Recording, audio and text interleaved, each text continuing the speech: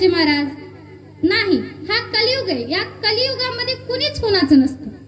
म्हणून चिंता करू नका, चिंतन करा. कसं चिंता आणि चित्ता सारखे आहेत.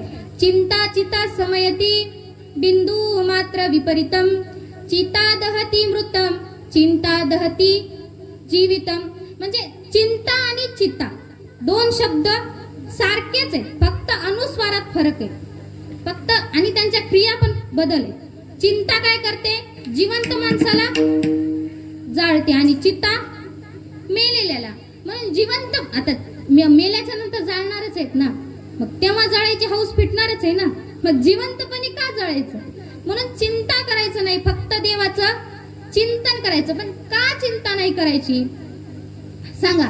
आता तुम्ही ऐकलंय का 2 म्हशी म्हणतात चला कीर्तनाला जाऊ?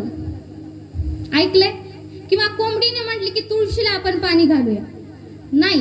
या पृथ्वी तलावरती देवाचं भजन फक्त मनुष्यच करू शकतो, म्हणून आपण करायचे.